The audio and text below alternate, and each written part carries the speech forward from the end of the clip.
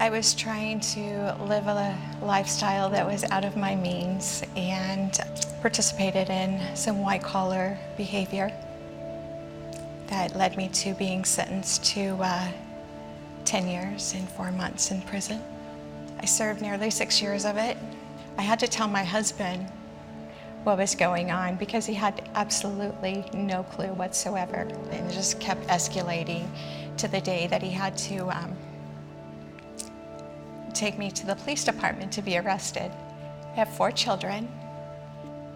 The younger ones, it was nearly impossible to explain. So basically, I had done something wrong and needed to go to jail. And my son would come and put his hand on the glass, and I'd put my hand, and he would press so hard to try to touch my hand that his fingers would turn white. I just lived with this awful feeling and gut in my stomach about what a terrible mother I was. Somewhere in that 6 years, I realized the harm that I caused, and I realized that I needed to change my life.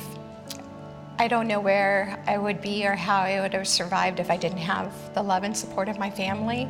I just kept focusing on getting out, just focused on that date, and I'm expecting to just pick up where I left off. I left these 2 younger children.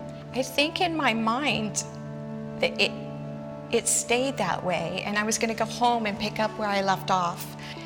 Just did not know how to transition from Garcia X318 to a mom and a wife and Michelle Garcia. There was no reentry class that told me that my daughter isn't going to want me to brush her hair anymore because she's learned how to brush her hair herself.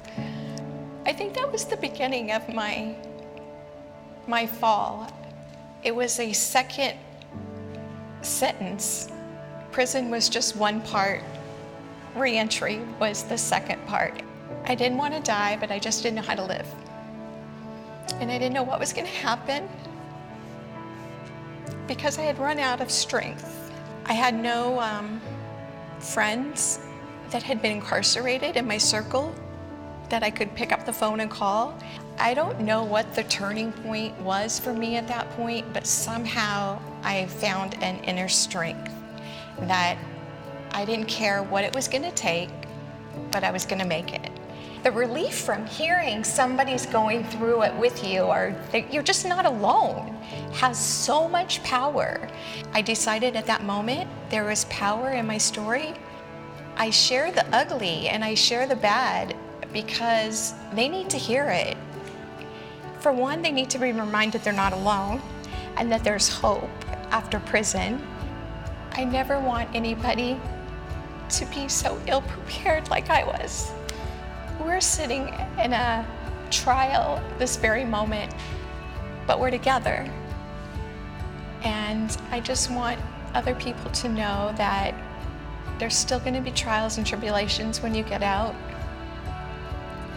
but there's hope that you can get through them.